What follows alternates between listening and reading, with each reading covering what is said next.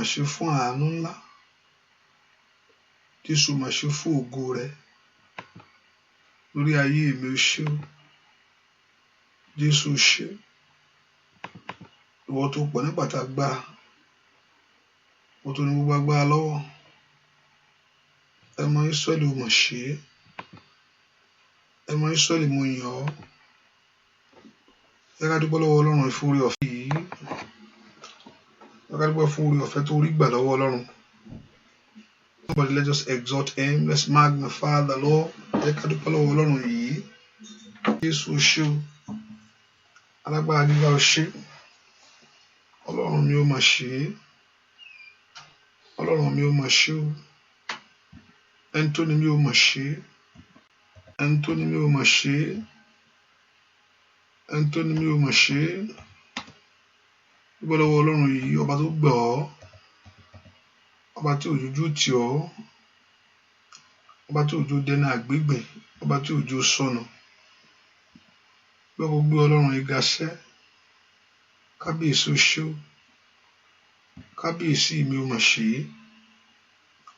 Somebody thank the Lord. Dúpẹ́ lọ́wọ́ Ọlọ́run yìí. Olúwa o ṣeun lórí ilé mi, lórí ayé àwọn ọmọ mi, o mà ṣe o. Alágbára gíga, asọ̀rọ̀ mọ́yẹ bàbá mi àgbà.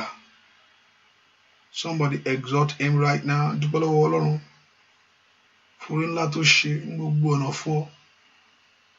Fún oore ńlá tó ṣe nínú ayé rẹ, tó ṣe nínú ayé ọmọ, èyí tó ṣe nínú ayé ẹbí. Ọba tí ò jẹ́ tí ẹ gbé láyé, ọba tí ò jójú ìgbàgbọ́ tì ọ́. Somebody give that praise to him. Dúpẹ́ lọ́wọ́ Ọlọ́run yìí. Ọlọ́run mi, o mà ṣe o. Olóore mi, o mà ṣe.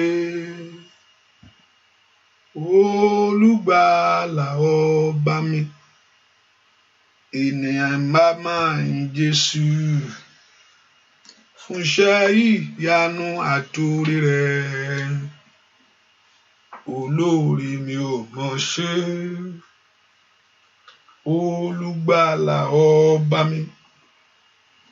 Ènìyàn bá máa yin Jésù fún iṣẹ́ ìyanu àtòrí rẹ̀. Dúpẹ́ lọ́wọ́ Ọlọ́run alààyè sẹ́. Dúpẹ́ lọ́wọ́ Ọlọ́run. Dúpẹ́ lọ́wọ́ Ọlọ́run. Bẹ́ẹ̀ kó dúpẹ́ lọ́wọ́ Jésù yìí. Ẹni mọ Ísírẹ́lì, o ṣé o. Lórí ayé mi, o mà ṣe o.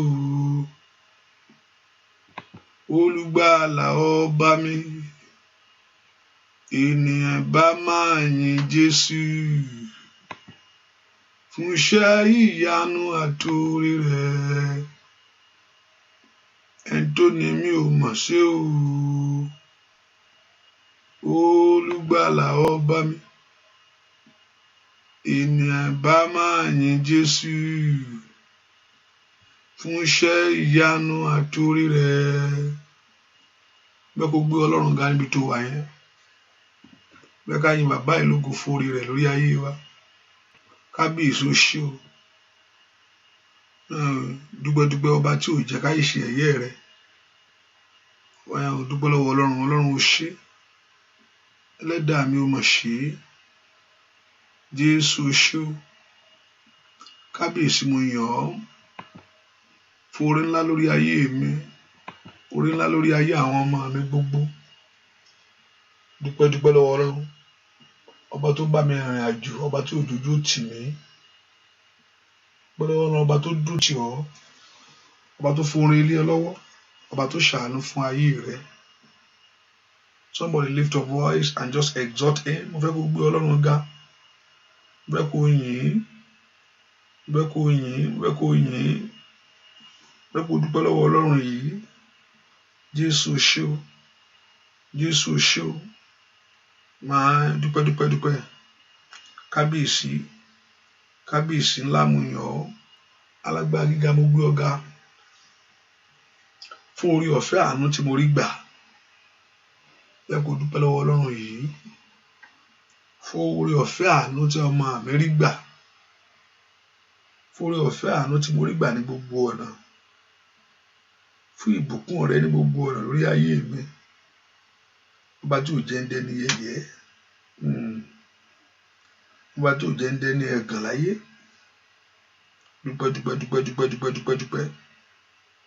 Dúpẹ́ lọ́wọ́ Ọlọ́run. Bẹ́ẹ̀ kò yin bàbá yìí, bẹ́ẹ̀ kò gbéga. Ọba tó dúró tì ọ́, ọba tó bọ́ ọgbẹ́rù rẹ, ọba tí ò jẹ́rù rẹ wọ̀ Ọlọ́run. Ọba tí òjò dúró tì ọ́, ọba tí òjò kojú ìgbàgbọ́ tì ọ́, ọba tó bá a ṣe. Wọ́n ló bá mi ṣe Jésù. Dúpẹ́ lọ́wọ́ Jésù sẹ́. Jésù ṣé o. Jésù ṣé o. Jésù ṣé, mo yìn ọ́. Olúwa mo gbé ọ ga. Dúpẹ́ lọ́wọ́ Ọlọ́run. Dúpẹ́ lọ́wọ́ Jésù yìí.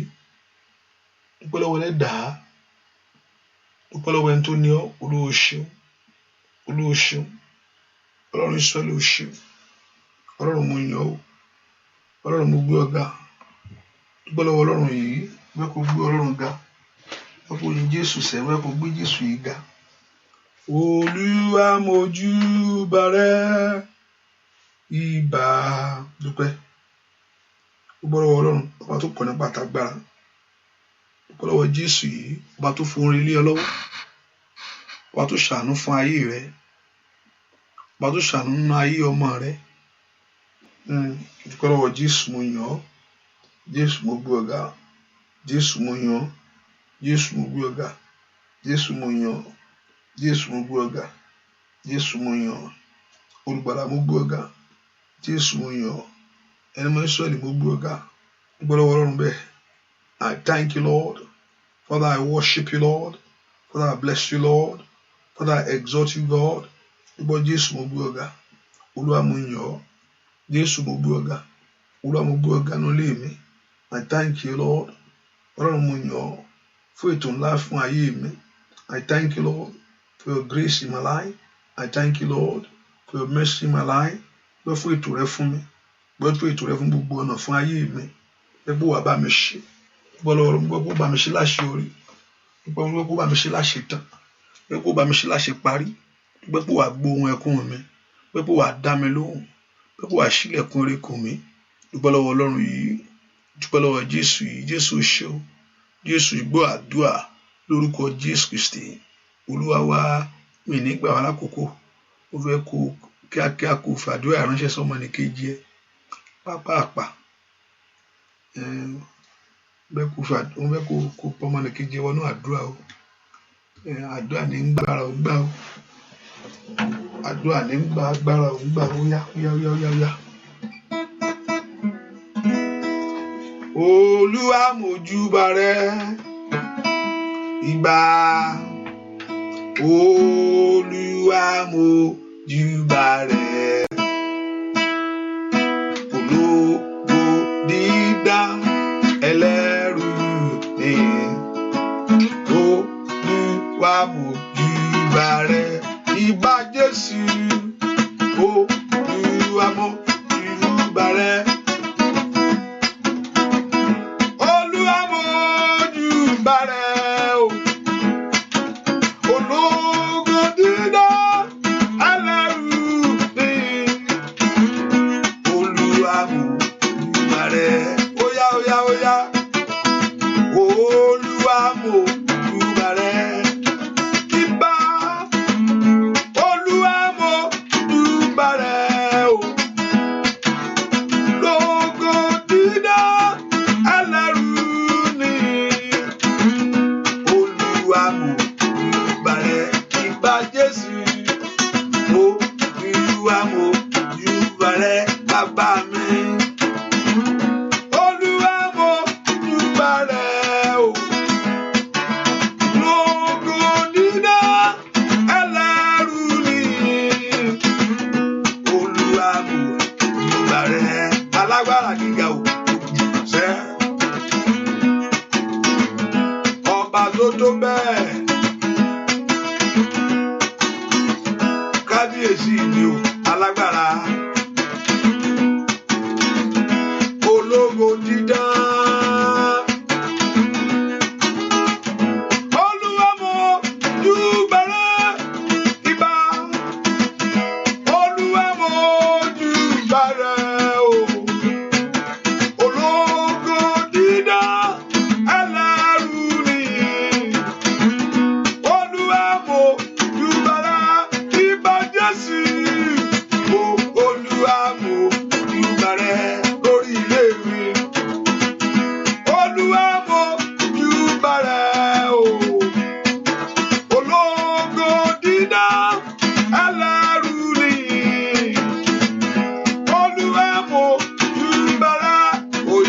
dúpẹ́ lọ́wọ́ Ọlọ́run alààyè. Ó yá fọpẹ́ fún bàbá mi sẹ́. Alágbára o, ìgà bàbá. Kábíyèsí ọlọ́wọ́ gbọ̀gbọ̀rọ̀. Ó yá dúpẹ́ lọ́wọ́ Ọlọ́run yìí. Mi ò rí ọ rí o, Ọlọ́run mi, mo ń bí rẹ. Mi ò rí ọ rí o, Ọlọ́run mi, mo ń bí rẹ. Ayọ̀ máa ṣọ́ra pé ẹ wá. Bàbá, ayọ̀ máa ṣọ́ra pé ẹ wá. Bàbá, lift your voice and thank him. Jésù mà ṣeun o. Jésù ṣe o. Gbọ́ fún ayé rẹ lónìí. Ọba tí ò jẹ́ káyé rẹ kún fi tẹ̀pá. Dúpẹ́ lọ́wọ́ Jésù sẹ́. Jésù ṣe o. Jésù ṣe o. Dúpẹ́ dúpẹ́ dúpẹ́ dúpẹ́. Jésù ṣe o. Jésù tóbi. Ó tóbi. Olúwa ẹ ṣé.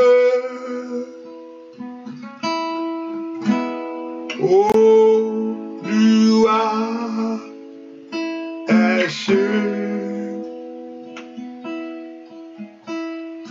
Oore rẹ̀ pọ̀ lórí mi.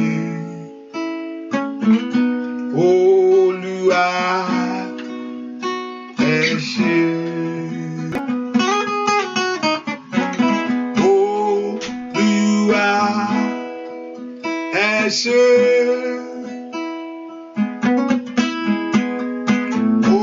Olúwa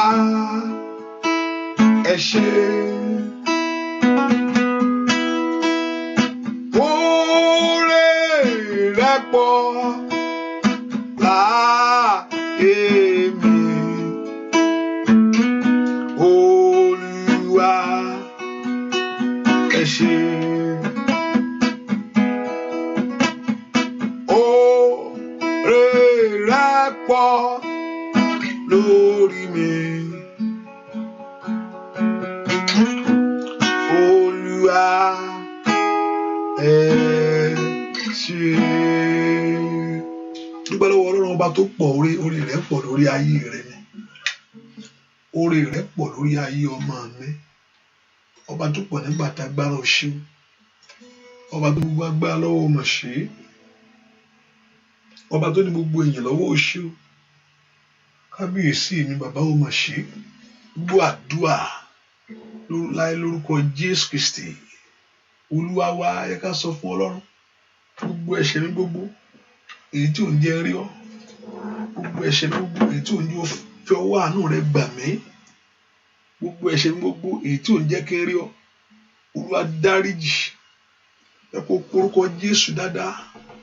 Ọlọ́run dárí àṣídì èmi jì mí. Olúwa dárí àṣídì èmi jì mí. Gbogbo ẹ̀ṣẹ̀ mi gbogbo èyí tí ò ń jẹ́ rán àánú gbà. Gbogbo ẹ̀ṣẹ̀ mi gbogbo èyí tí ò ń jẹ́ pé rí àánú rẹ. Olúwa dáríjì. Ó ní ìdáríjì ń bẹ lọ́dọ̀ rẹ kí a lè má bẹ̀rù rẹ. Olúwa dárí àṣídì èmi gbogbo jì. Forgive me all my sin. Cleanse me from every iniquity. Olúwa dárí ẹ̀ṣẹ̀ mi jì mí. Ẹ̀ṣẹ̀ rán mi tó fi ní gbóhùn mi. Ẹ̀ṣẹ̀ rán mi tó fi ní dá sọ̀rọ̀ ayé mi.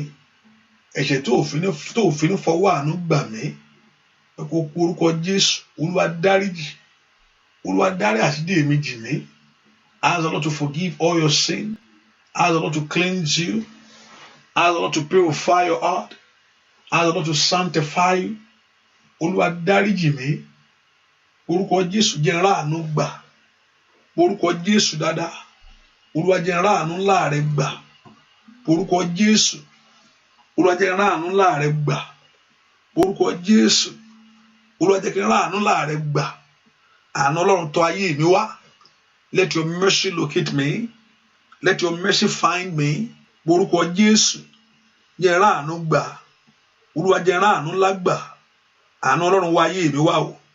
Àánú Ọlọ́run tọ̀ ayé ọmọ mi wá. Orúkọ Jésù kí àánú Ọlọ́run kó wá bọ̀. Àánú Ọlọ́run ṣẹ lórí ayé mi. Lord, let your mercy. Olúwa fi àánú ńlá dá mi lóhùn. Olúwa fi àánú ńlá gbóhùn ẹkún mi. Olúwa fi àánú ńlá ṣe tèmi fún mi. Olúwa fi àánú ńlá dá mi lóhùn. Orúkọ Jésù jẹ́ rọ́wọ́ àánú ìwọ Ọlọ́run. Jẹ́ rọ́wọ́ àánú ìwọ Ọlọ́run. Orúkọ Jésù dáadáa. Olúwa jẹ́ kí n rọ́wọ́ àánú rẹ.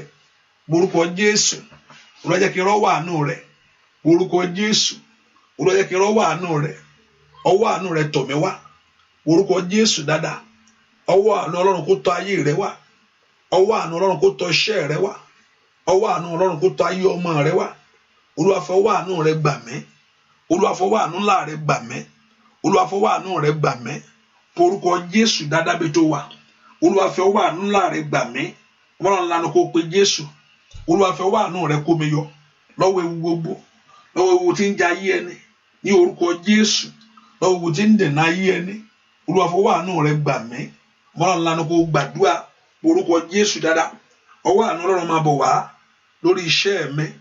Ọwọ́ àánú Ọlọ́run máa bọ̀ wá lórí ayé ọmọ mi. Ọwọ́ àánú Ọlọ́run máa bọ̀ wá lórí ọ̀nà mi gbogbo. Olúwa fàánú ńlá gbà mí. Olúwa fàánú ńlá gbà mí. Olúwa fàánú ńlá gbà mí. Pé Jésù bí tó wà sẹ́. Olúwa fàánú ńlá rẹ gbà mí. Orúkọ Jésù lórí ọmọ. Olúwa fàánú ńlá gbà mí lórí aya. Olúwa fàánú ńlá gbà mí. Orúkọ Jésù àánú rẹ mò ń fẹ́ o. Orúkọ Jésù àánú rẹ mò ń fẹ́ lórí ayé mi. Àánú rẹ mò ń fẹ́ lórí ọ̀nà mi gbogbo.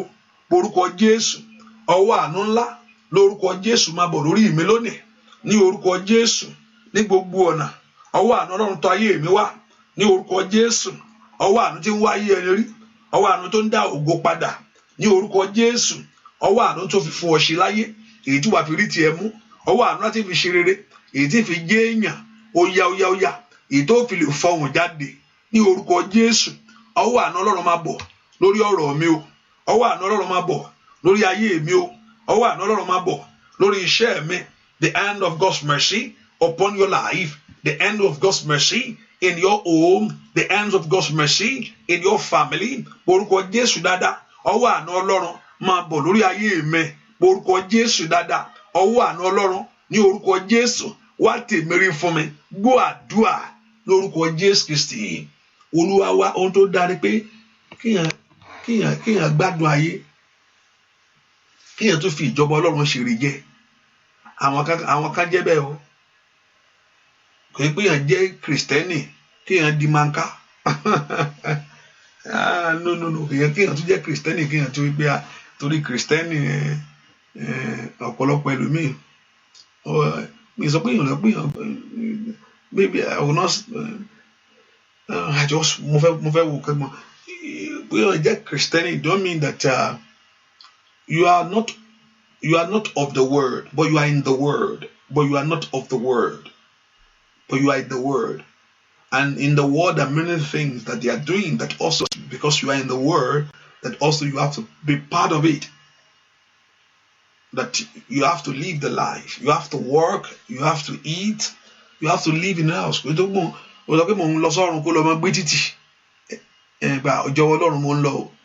next place, no.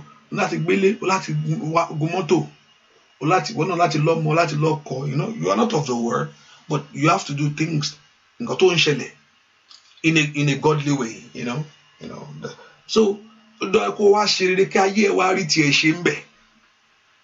Adùn ẹ̀ ni pé kó ní ayé yìí, kọ́lọ́run fún ẹ ní gbáládùn ayé yìí, kó tún gbé ìjọba ọ̀run lé ọ lọ́wọ́. Àwọn kan ó fún wọn bẹ́ẹ̀. Ẹ pe orúkọ Jésù. Jẹ́ kí orí ọ̀fẹ́ àánú rẹ dájú fún mi. Orúkọ Jésù. Let the grace of your mercy in the name of Jesus find me. Locate me. Favor showered on me. Jẹ́ kí orí ọ̀fẹ́ àánú ìwọ Ọlọ́run kó dájú fún ọ̀nà mi. O gbọ́dọ̀ báyìí wá gbé, o gbọ́dọ̀ báyìí wá jìyà. Mi gbọ́dọ̀ báyìí wá bá wọn kanábà mẹ́. Ẹ porúkọ wá dá kó wá fi Ọlọ́run wá dẹ to show forth his glory.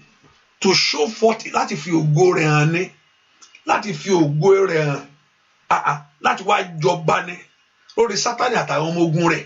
Ọlọ́run dá Ádámù ìgbà tó lé Sátánì jáde lọ́run, ó tún wá dá Ádámù láti wá jọba lórí ẹ̀bí pé ìwọ màá yẹ̀yẹ́ ẹ̀. Bẹ́ẹ̀ ni Ọlọ́run lè jáde, Ọlọ́run tó wá dá Ádámù lórí Sátánì, Ọlọ́run lè kúrò lọ́run, Ọlọ́run tó wá dá èèyàn láwòrán rẹ̀ pókè olóò fẹ́ gbàjọba, màá tún wá sọ ẹ́ dẹni yẹ̀yẹ́, ibi tí mo lé ẹ sí wọn á tún máa jọba lórí ẹ̀ ń bẹ̀ àti gbogbo yín tẹ́ kóra yín jọ. Ṣùgbọ́n èèyàn sọ̀jọba nù, ṣùgbọ́n Jésù dá ìjọba padà o. Ẹ porúkọ Jésù, mùwórì káfíńdó sàkàyàbà, óyá ní branda kàbàyàbà, jẹ́ kí àánú rẹ kó dájú fún ayé mi, ó lọ kí n gbé ayé ìwá ṣeré. Ẹ porúkọ Jésù, gbogbo agbára tí ń ní ọ lára, gbogbo ipá tí ń ní tó ń fayé ní mi lára, gbogbo ipá tí ń fi ayé ní mi, tí ń fi ayé ní ayé mi lára, gbogbo ipá tí ń fi ayé ní àwọn ọmọ mi lára, gbogbo ipá bà ayé ẹni jẹ́, gbogbo ipá ajírégbé, ayíredànù, asọ̀rẹ́dòfo, gbogbo ipá tó fẹ́ fayé ní mi lára, ètò ẹ̀ kí n ti ṣe, ètò ìfẹ́ kí n ṣe, gbogbo ipá tí ń fayé ní mi lára, gbogbo ètò yẹ kí n wà tí wọ́n fẹ́ kí n wà, ohun tó yẹ kí n ní tí à ń fẹ́ kí n ní, ohun tó fẹ́ kí n gbé ṣe tí wọ́n jẹ́ kí n gbé ṣe, gbogbo ipá tí ń fayé ní ayé àwọn ọmọ mi lára, èyí tí ò fẹ́ kó oore bọ́ sí fún wa. Olúwa dìde dáwọ́ ogun dúró, Olúwa bá ipá náà wí, Olúwa bá ètè náà wí. Ó dá kó gbé ayé wá ṣe rere o, ó yẹ kó dára fún mi, ó yẹ kó dára fún mi, ó yẹ kó dára fún mi, nínú ọdún yẹ kó dára fún mi, nínú oṣù yẹ kó dára fún mi. Orúkọ Jésù, ó dá kó yẹ ọ́ tọmọtọmọ, ó dá kó yẹ ọ́ tayátayá, ó dá kó yẹ ọ́ tọkọtọkọ, ní orúkọ Jésù. Ó dá kó yẹ ọmọ rẹ láyé, that the favour of God to rest upon you, that the grace of God to find you. Ẹ pé orúkọ Jésù, let the grace of God rest upon you. Gbọ́ àdúà lórúkọ Jésù Kristi Olúwa wa. Mẹ́kọ̀ọ́ bá wo agbára náà wí, Ọlọ́run ò fi àjẹ́ o. Ẹ pé orúkọ Jésù, gbogbo agbára tí fẹ́ pè tèmi níyà, every power that want to suffer your life, gbogbo ipá tó ní kó nira, gbogbo agbára tí ò fẹ́ kí n rí, kí n gbé ìgbé ayé ní ìrọ̀rùn. Sátánì náà ló ń wo ayé ẹni tó fẹ́ lójú rẹ̀ délẹ̀. Gbogbo agbára tí ò fẹ́ kí n gbé ayé ní ìrọ̀rùn, ó ṣáà ní nǹkan tó wù ọ́, that certain things in your life that you love, and scriptural and according to the will of God, and also to the plan of God for your life. Ètò Ọlọ́run ni fún ọkọ ní. Is the plan of God for you to have it. Ètò Ọlọ́run ni pé kò ní kíní yẹn. Gbogbo agbára tó ń fi ayé ní mi lára, every power tormenting mind, gbogbo agbára, gbogbo ipá tí ò fẹ́ kó rọrùn, bí COVID-19, Olúwa palẹ̀ rẹ̀ mọ́. Gbogbo agbára tí ò fẹ́ kí ìṣe mi ṣojú mi, Olúwa palẹ̀ rẹ̀ mọ́. Gbogbo ipá tí ò fẹ́ kí n láyọ̀, that don't want to have that joy, gbogbo ipá tí ò fẹ́ kí inú mi dùn, gbogbo agbára tó ń bá mi dúró ayé mi, orúkọ Jésù. Gbogbo agbára tí ò fẹ́ kó kí n rí olùrànlọ́wọ́ olóore, gbogbo agbára tí ò fẹ́ kí n rí olùrànlọ́wọ́, gbogbo ibi tí mo wà tí ò jẹ́ kí òjò ìyanu yọ̀ sórí tó rọ̀ sórí mi, gbogbo agbára tó sẹ́ òjò ìbùkún, gbogbo agbára tó sẹ́ òjò ògo, gbogbo agbára yọ ayé ẹni lẹ́nu, Olúwa tẹrí rẹ̀ bá, Olúwa tẹrí rẹ̀ bá, orúkọ Jésù. Olúwa tẹrí ipá òkùnkùn bá lórí ọ̀rọ̀ mi, gbogbo ipá ọ̀tá, gbogbo ipá òkùnkùn, Olúwa tẹrí rẹ̀ bá. Ọ̀nà mi kó là fún rere, ọ̀nà mi kó là fún rere. A way out to your place of glory, a way out to your place of fulfillment, a way out to your place of breakthrough. Ọ̀nà mi là fún rere, ọ̀nà mi ṣí sílẹ̀ ní orúkọ Jésù. Ọ̀nà mi ṣí sílẹ̀, ọ̀nà mi ṣí sílẹ̀. Jẹ́ kí ìyanu mi ṣẹlẹ̀, jẹ́ ìṣe mi ṣojú mi. Gbọ́ àdúà lórúkọ Jésù Kristi Olúwa wa. Please, if you are on showers of blessing, tẹ́ bá ń gbọ́ mi ẹ ṣàmì, please type that amen. Àmọ̀gbà tí ìgbà kíní ń gbé náà pamọ́, just to make sure you are hearing me. Ẹ̀kan yẹn ó gbé náà pamọ́ ni, bọ́ Ọlọ́run dáná yẹn padà. Ó gbé pamọ́, ó dá padà. Hallelujah.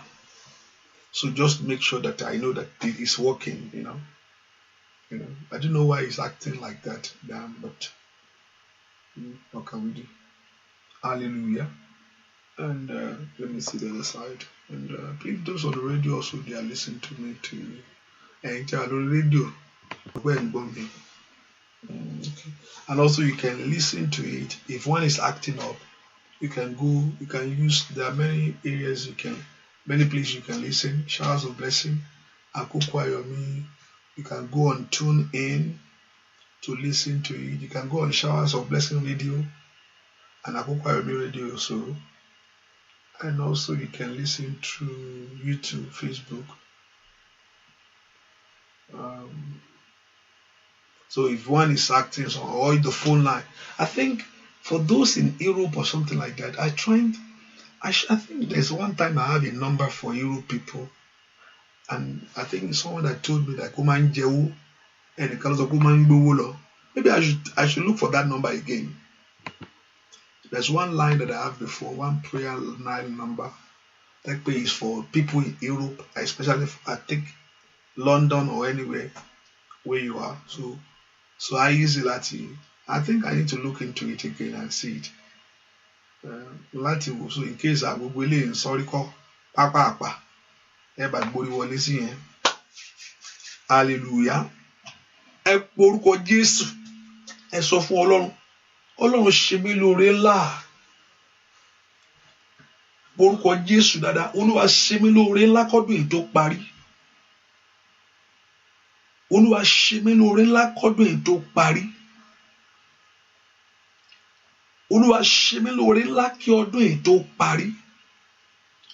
I was listening to one person, is it not Zoom that gbogbo tí stock market lọlẹ̀ yìí, stock market wọ́n lọ sókè. Nínú eléyìí, stock market wọ́n lọ òkè. Coronavirus announce wọn. Coronavirus tó ń pààyàn yìí, ó tún announce, kéré ẹ̀bẹ̀ kó bá ìwọ ni. Olúwa ṣe mí lóore ńlá n'ọdún 2020. Ẹ porúkọ Jésù. Let God favor you. Matalia bako soto tolikaba. Mani prendo totolikaba gaba. Olúwa ṣe mí, let God of heaven favor you. Olúwa ṣe mí ní oore ńlá. Oore ńlá tí a yóò rí nínú ayé mi o. Oore ńlá tá yóò mọ̀. Oore tí ò ṣe é gbé pamọ́, ẹ pé Jésù. Oore tí ò ṣe é dọwọ́ bò. Oore tí ò ṣe é gbé pamọ́, Olúwa ṣe fún mi. Oore tí ò ṣe é gbé pamọ́, oore ńlá tí ò ṣe é dọwọ́ bò. Porúkọ Jésù mi tó wà. Oore tí ò ṣe é gbé pamọ́, oore tí ò ṣe é dọwọ́ bò. That blessing that you cannot cover, the blessing that you cannot hide. Oore tí ò ṣe é gbé pamọ́, oore kọ̀bìtìkọ̀bìtì. Porúkọ Jésù. Olúwa ṣe mí ní oore ńlá. Ọlọ́run tó pọ̀ nípa àti agbára. Ṣe mí lóore ńlá kọ́dún èyí tó parí. Ẹ forí dán ayé mi wò. Ẹ gbé orí lé mi lọ́wọ́. Ó yá. Oore tí ó fi ẹ̀rín sínú mi. Máa ń dà yabakaba. Porúkọ Jésù. Oore tí ó fi ẹ̀rín sínú ọkàn mi. Oore tí ó mú ìrètí padà fún mi. That will bring hope back to you. Olúwa ṣe mí ní oore ńlá. Ọmọlọ́run ńlá ni kò gbàdúrà. Ó yá màmá ń bolo wa. Olúwa ṣe mí ní oore ńlá. Oore ńlá o. Táyé ò rí inú ayé mi o. Ọmọlọ́run pé Jésù mi tó wà. Ṣe mí lóore ńlá. Olùgbàlà. Ṣe mí lóore ńlá. Olùgbàlà. Ṣe mí lóore ńlá. Olùgbàlà. Ṣe mí lóore ńlá. Olùgbàlà. Ṣe mí lóore ńlá. Gbórúkọ Jésù dáadáa. Olúwa ṣe mí lóore ńlá. Oore ńlá tí ayé ò rí inú ayé mi. Porúkọ Jésù. Oore ńlá ṣe fún mi. Porúkọ Jésù. Ohun tó ti dẹ̀gànú ayé mi bá mú kúrò. Ṣe mí lóore ńlá. Ohun tó ti dẹ̀gànú ayé àwọn ọmọ mi bá mú kúrò. Porúkọ Jésù màmá. Ohun tó ti dẹ̀gànú iṣẹ́ mi bá mú kúrò. Olúwa ṣe mí lóore ńlá. Porúkọ Jésù dáadáa. Olúwa ṣe mí lóore ńlá. Oore kọ̀bìtìkọ̀bìtì. Porúkọ Jésù. Ẹni máa ń Ísírẹ́lì. Ó yá ṣe mí ní oore ńlá. Ọmọlọ́run ńlá ni kò pe Jésù yẹn. Olúwa kó ṣe ọ́ lóore ńlá. Porúkọ Jésù dáadáa. Olúwa ṣe mí lóore ńlá. Porúkọ Jésù. Ó yá sọ fún Jésù lọ́wọ́lọ́wọ́. Olúwa ṣe mí lóore ńlá. Porúkọ Jésù dáadáa. Ẹni máa ń Ísírẹ́lì. Ó yá ṣe mí lóore ńlá. Oore ńlá. Olúwa kó ṣe ọ́ oore ńlá kọ́dún yìí tó parí. Ṣe mí lóore tí ọkàn mi ń pòǹgbẹ fún. Porúkọ Jésù. ṣe mí ní oore ńlá yìí, oore ṣe tí ọkàn mi ń pòǹgbẹ fún, oore tí ayé mi ń béèrè fún, that your life is asking for, oore tí ọkàn mi ń pòǹgbẹ fún. Ọmọlọ́run lanu kó gbàdúrà ìkàrà bàbá sẹ́yìn òpèrèdà oore ńlá ní Jésù.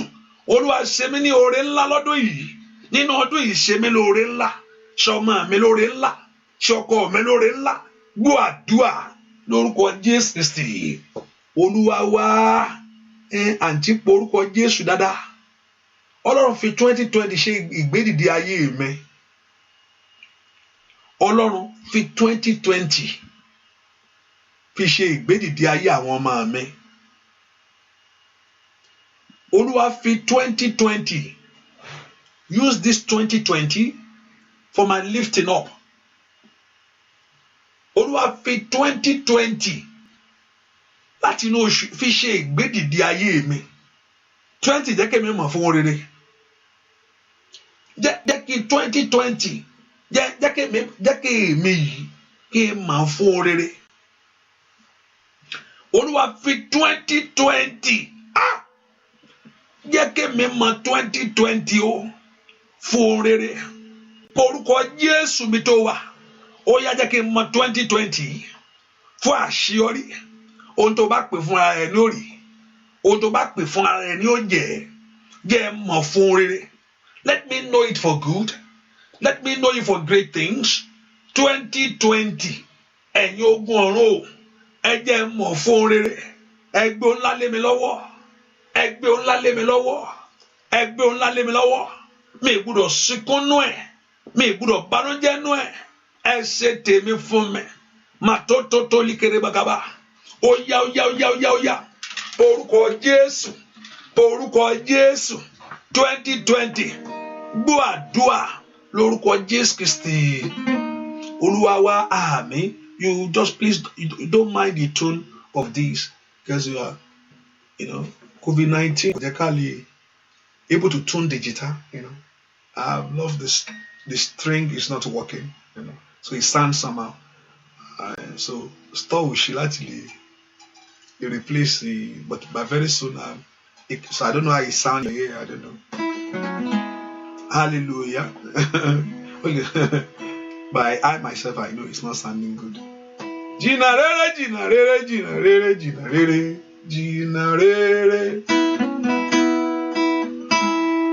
Jina rere, jina rere, jina rere, jina rere, jina rere. Ogun ayé ẹ jìnnà sí mi, jina rere, oya. Jina rere. Ogun ayé ẹ jìnnà sí mi, jina rere. Jina rere, jina rere, jina rere, jina rere, jina rere.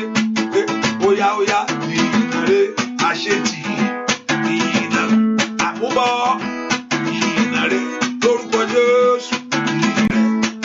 Jésù ìyìnà rẹ̀ bóyá kó jìnnà ìyìnà rẹ̀ bóyá ìyìnà rẹ̀ lórí ayé rẹ̀ o ìyìnà rẹ̀ ọwọ́kọ́wọ́ failure pẹ̀lú rẹ̀ pé ìyìnà rẹ̀ bóyá jẹ́ ìyìnà rẹ̀ lórí ayé rẹ̀ ìyìnà rẹ̀ bóyá lórúkọ jẹ́ ìyìnà rẹ̀ bàbá ìyìnà rẹ̀ bóyá. Lórúkọ Jésù ìyìnàrè lórí ọmọ ìyìnàrè bóyá ìyìnàrè lórí iṣẹ́ rẹ̀ àṣetì ogun ayé ẹ jìnnà sí mi ìyìnàrè àmúbọ̀ ẹ jìnnà sáyé wa ìyìnàrè lórí iṣẹ́ rẹ̀ ìyìnàrè gbàdúrà ìyìnàrè ọwọ́ àṣetì. Ọwọ́ àmúbọ̀ ọwọ́ àṣetì ìyìnàrè lórí ilé rẹ̀ o ìyìnàrè lórí ọmọ rẹ̀ ìyìnàrè ìyìnàrè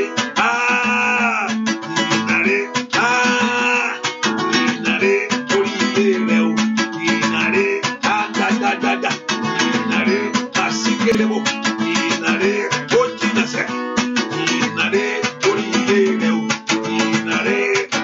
Oya ikú àìtọ́jọ́ kó jìnnà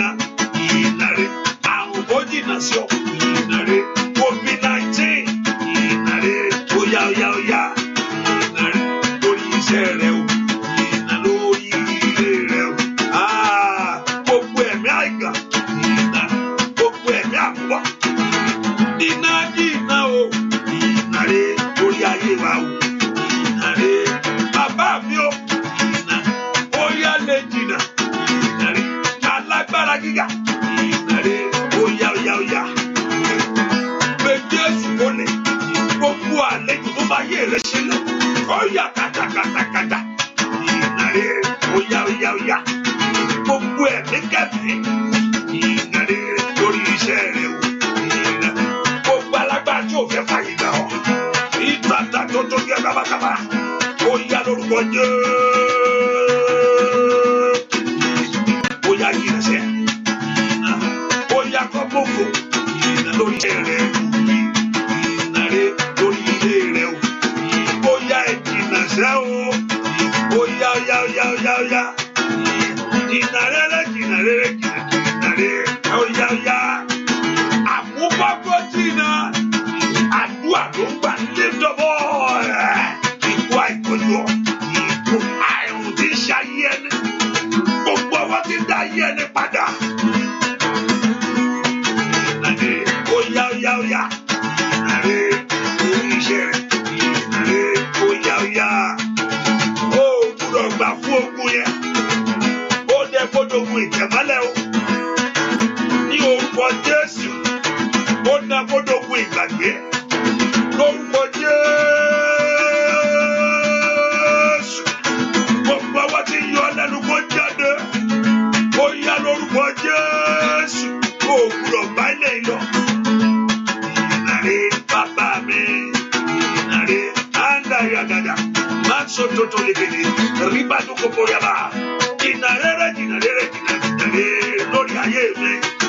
Lórí iṣẹ́ rẹ̀ o. Ìyìnà rere bàbá mi. Ìyìnà rere. Ẹ porúkọ Jésù jó jìnà sí ayé mi.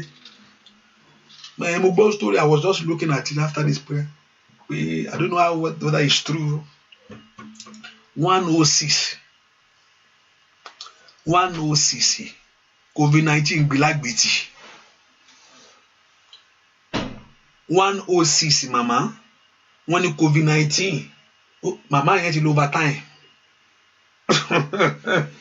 ó ti lo overtime Lord doesn't thank God for that grace for her overtime ni ó ti lójú overtime lọ ṣùgbọ́n COVID-19 ó gbé lágbètì ó gbé ilẹ̀ ni màmá wa ní òsì sọ pé òun lọ káyé má pàtẹ́wọ́ bẹ́ẹ̀ ni màmá wa ní òsì ó ti rájí ṣubú o àní kó jìnnà sí ọ ó gbé lágbètì pé wọ́kẹ̀ níbo ló ti ń bọ̀ o ọlọ́run tó fún orí ọ̀fẹ́ yẹn dájú fún orí ọ̀fẹ́ ó dájú fún ẹ porúkọ Jésù Olúwa jọ̀ọ́ jìnnà sí ayé mi ní pẹ́ sórí ọ̀fẹ́ o. I'm going to share grace now. I told you I'm coming back by 7. There's a Bible study today. Every Wednesday. Bible study. Okay. I'm going to do that on Zoom, and if I can do it on Facebook, you see me. If you don't see me on Facebook, just praise the Lord. If you can also listen to me on Showers of Blessing. Hallelujah. So, and if you have Zoom, you can join. I can send it to you. Hallelujah. But I'll try. I want to do it, to put it on live on Facebook, just for us to learn the Word of God, which is very important also. But do actually important. Benny, pray the Word of God, because the Word of God ló máa mú ìgbàgbọ́ àdúrà wá. Tí ó sọ ẹni tí ó jẹ́ ní Kristi fún ọ. Ẹ porúkọ Jésù. Let it be far away from my life. Ẹjọ́ jìnnà sí mi. Ẹjọ́ kò nu ayé mi. Fi ayé mi sílẹ̀. Gbogbo agbára tí ń pọ́n ayé mi lójú. Porúkọ Jésù. Gbogbo agbára tí ń dààmú mi. Porúkọ Jésù dáadáa. Fi ayé mi sílẹ̀. Be far away from me. Be far away from my life. Be far away from me. Be far away from my life. Be far away from me. Ẹ jẹ́ ó fi ayé mi sílẹ̀. Gbogbo agbára tó ń dààmú mi. Gbogbo agbára tí ń pọ́n ìrìn àjò mi lójú. Ó yá. Leave my life alone. Porúkọ Jésù. Leave my life alone. Porúkọ Jésù. Leave my life alone. Porúkọ Jésù. Leave my life alone. Mashika lababo soto blagaraba. Mayekeli boko parusadaba. Mayeketelibuka barabaye. Masonto tolikelebo. You spirit of failure. You spirit of disappointment. In the name of Jesus. You spirit of failure. You spirit of disappointment. Gbogbo ẹ̀mí ìjákulẹ̀. Gbogbo ẹ̀mí ajáyé ẹni lólè. Gbogbo ẹ̀mí ajírí ẹni dígbé. Adáyé ẹni rú. Aṣọ ayé ẹni di yẹ̀yẹ́. Orúkọ Jésù.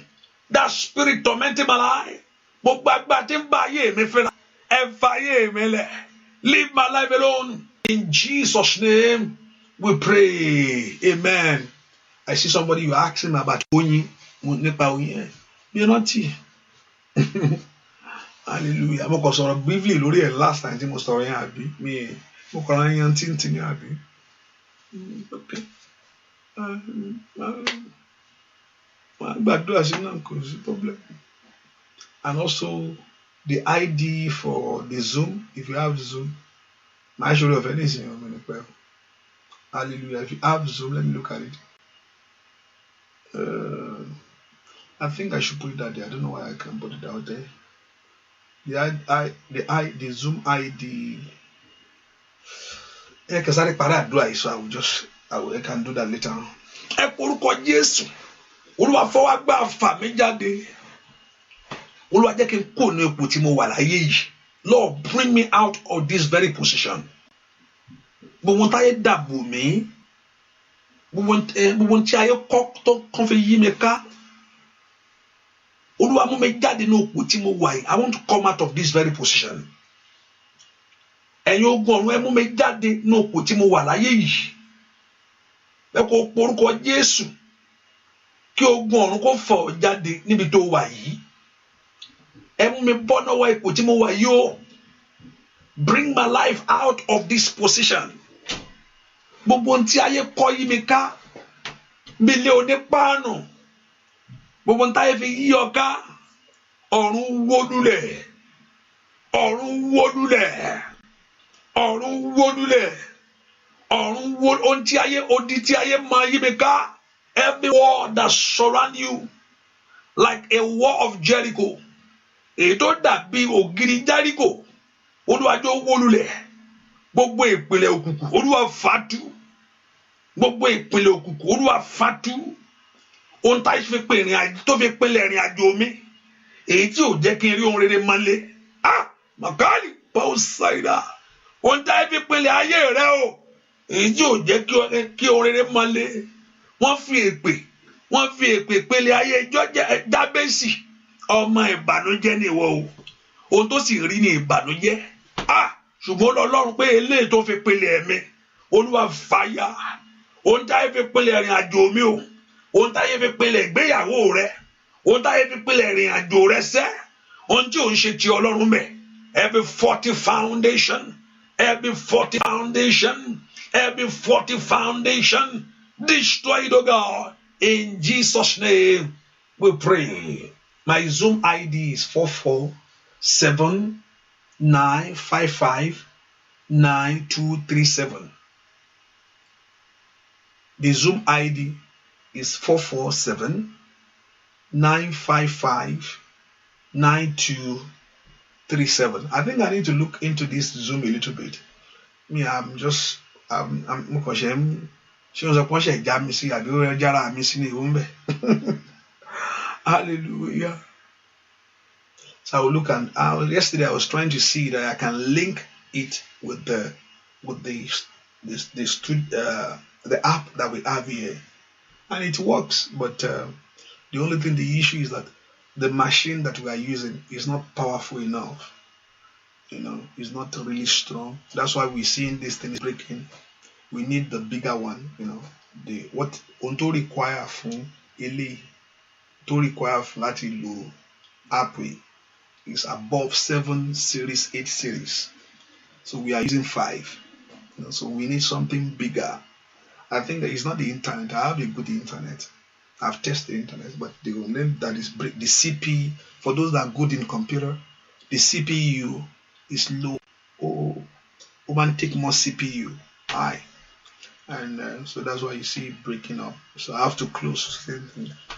Hallelujah. So we need something bigger than this.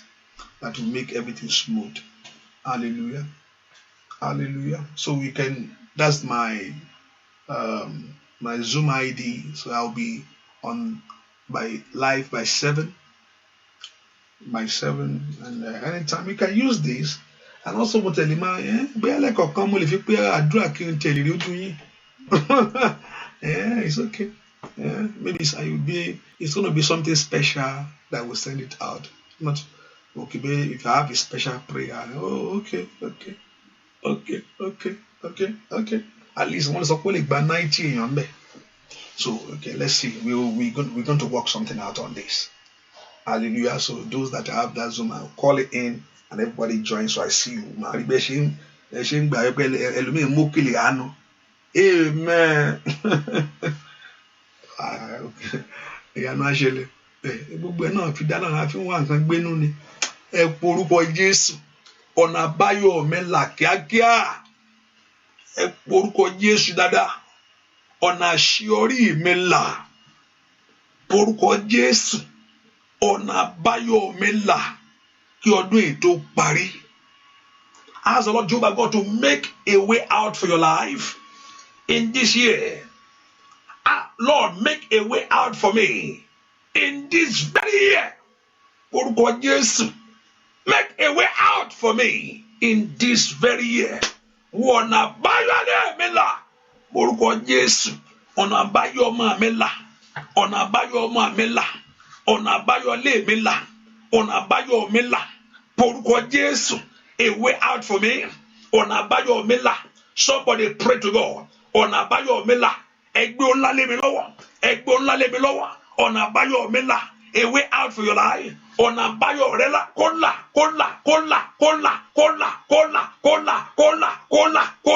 Lórúkọ Jésù. Ọ̀nà àbáyọ rẹ là. Ìyanu rẹ ṣẹlẹ̀. Let your miracle. Ìyanu tó ń sunkún sí. Ìyanu tó ń pẹ́ lọ́kùn tó dẹ̀ ní tó ń sunkún sí. That your miracle that makes you to cry. Oh, lórúkọ, let it happen for you. Ní orúkọ Jésù, ohun tí ọkàn rẹ ń pòǹgbẹ fún, ohun tí ọkàn rẹ ń pòǹgbẹ fún, ohun tí ọkàn rẹ ń pòǹgbẹ fún, ohun tó yẹ kó ti jẹ́ tiẹ̀ tá yóò jẹ́ kó jẹ́ tiẹ̀, ibi tó ti dé tá yóò fẹ́ kó dé, ohun tó yẹ kó ti ń tá yóò fẹ́ kó ní, gbogbo tó ń gbàdúrà fún, tó ń wojú Ọlọ́run fún, àǹdà yabakabakaba, ní orúkọ Jésù, ó yá kó bẹ̀rẹ̀ láti ṣiṣẹ́ lọ, ó lórúkọ Jésù kó bẹ̀rẹ̀, ìyanu rẹ ṣẹlẹ̀, ìyanu rẹ kó ṣẹlẹ̀, ìyanu yín kó ṣẹlẹ̀, ìyanu yín kó ṣẹlẹ̀, gbogbo ẹ̀ tẹ́ ń gbọ́ mi, ní orúkọ Jésù, ìyanu yín kó ṣẹlẹ̀, Olúwa fara rẹ̀, Olúwa jọba. Olùjọba fara rẹ̀, reign, O God, reign in power, reign in majesty, reign in glory. Fara rẹ̀ nínú ayé àwọn èèyàn yìí, fara rẹ̀ jẹ́wọ́ agbára. Ó gbàdúrà pé ìwọ tó ń wáṣẹ́ bó ṣe kàn fi ká pè é pé kíṣẹ́ dé. Yes, bó ṣe kórìí náà nìyẹn. You are believing God for a job. Olúwa pèsè iṣẹ́ fún mi. O dẹ̀ lọ wájú Ọlọ́run and you ask God for that job. Kọ́ sì fún ẹ iṣẹ́ ló yẹ kó rí. Kíṣẹ́ wá pé kó máa Olúwa kíyàn larí mọ́lẹ̀ láìsẹ̀ mọ́lẹ̀ gá gbogbo ẹ̀ mọ́lẹ̀. Olúwa mò ń wá nǹkan o lè lọ bá Ọlọ́run. Ọlọ́run bó ṣe yẹ kó rí yẹ kó sì dẹ lóko fún ẹ. Bó ṣe yẹ kó rí nìyẹn. Ó yẹ kó tún rí jù bẹ́ẹ̀ lọ. Inú Ọlọ́run dùn bó ṣe ń gbàwẹ̀ tó ń lanú mọ́lẹ̀ tí ń larí. Ìyẹn kọ́ mo nígbàgbọ́ pé bó ṣe fẹ́ ṣe nìyẹn. Pé kó wá kó sọ fún un, what's going on my daughter? Daddy wo ni o? Daddy ilé ni ọkọ ni o? Daddy ọmọ ni? Ó yẹ ká ti okay. Kó sì mọ̀lẹ́ bó ṣe yẹ kó rí nù.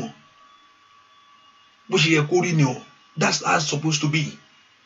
Bó ṣe yẹ kó rí nù. Bó ṣe yẹ kó rí nìyẹn. Ọlọ́run tá a rí bó ṣe yẹ kó rí nìyẹn. Kó wá fi ohun tá a máa rí hàn fún ayé ẹ̀.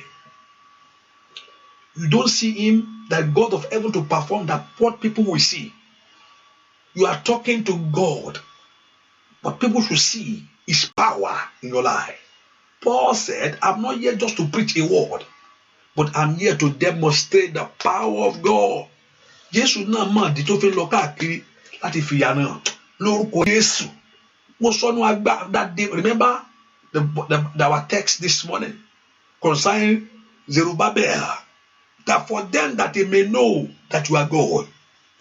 Ní orúkọ Jésù, ohun tó ti ń pẹ́lẹ́kún látijọ́ yẹn, that very thing that you are crying upon, ohun tó dàbẹ́ kò sí ọ̀nà mọ́, ọ̀run kò gbélé ọ lọ́wọ́ báyìí, àmín.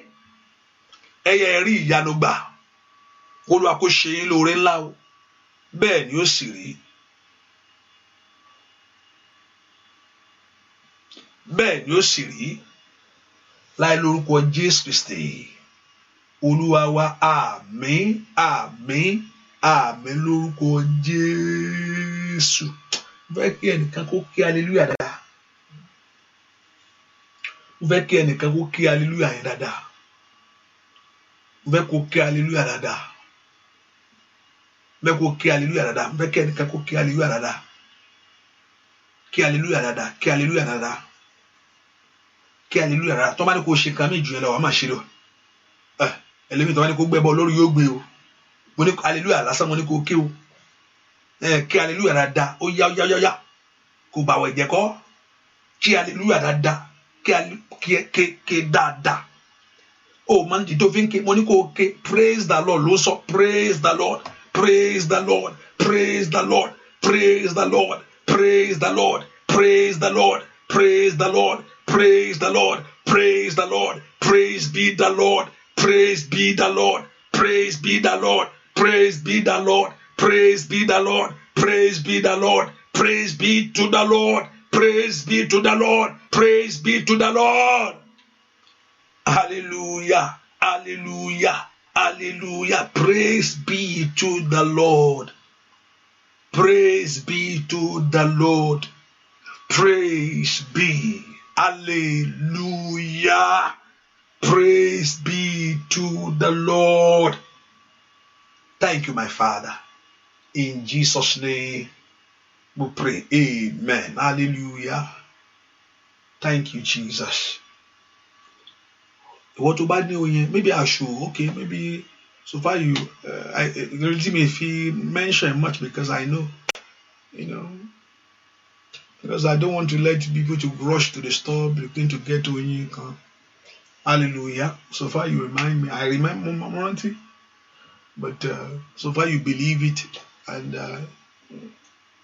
so maybe I'll work on it tomorrow, and on Friday, on Saturday. So if you are doing a bad news, you can bring it.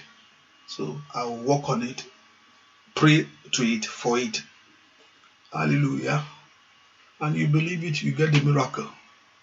Eba gba wòlíì gẹ́gẹ́ bí wòlíì àjèrè rẹ̀. Eba sì gbà pé kí ló ń sọ. Òsì kan náà tí ó ṣẹlẹ̀ náà nù. Jésù ó débì kan kò lè ṣe nǹkan kan. Why? Kò yẹ pé kò lágbára.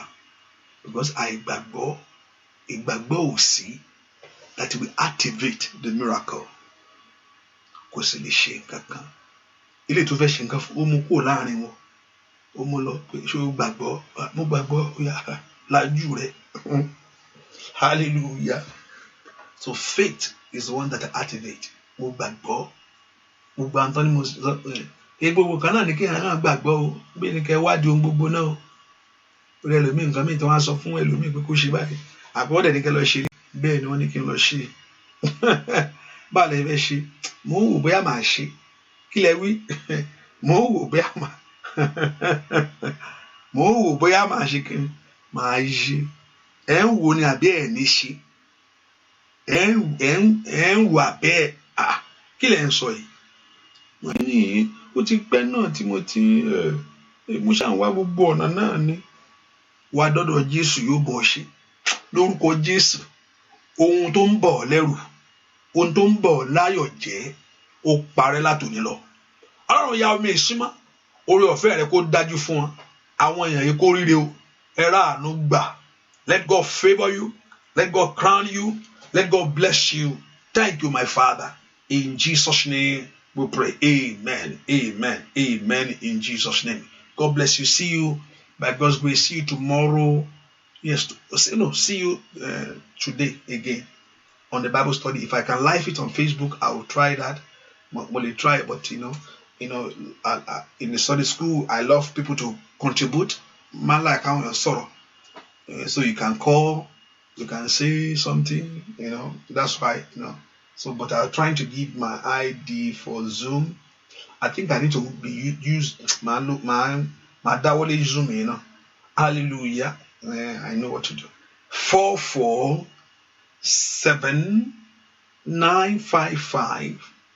447-955-9237.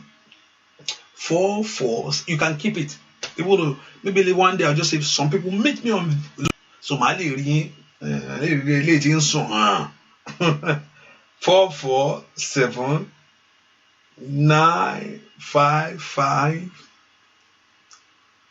447-955-9237. So keep it. Don't worry. One day you'll just see me. Meet me on Zoom. Hallelujah. 447-955-9237. You just download it and you sign up like Facebook. The Lord Jehovah God, thank you for coming. See you by 7 p.m. If I can live it on Facebook, I will do that. And let's pray. Father, I pray for that man in hospital, Mr. Shegun. COVID-19 kò dóhun ìgbàgbé. Gbogbo àwọn tó ń ṣàìsàn yìí, Olúwa gbé wọn dìde. Àìsàn yìí ò gbọdọ̀ pamọ́. Àìsàn yìí ò gbọdọ̀ gbé ṣẹlẹ̀ mọ́. Olúwa dáwọ́ ìjà ìdúró. Put an end to this, oh God. Let your power put an end to this. Agbára rẹ kó fi òpin sí eléyìí o. Ìwọ COVID-19 ò gbọdọ̀ ráyè mọ́. Kò ní délé ẹ, kò ní mọ̀ ọ́. Kò ní yànà rẹ. Kò ní rí ọgbẹ́ ṣe, kò ní rí ọgbẹ́ ṣánlẹ̀. Bẹ́ẹ̀ ni ó sì rí. In Jesus' name we pray. God bless you. Thank you for coming back.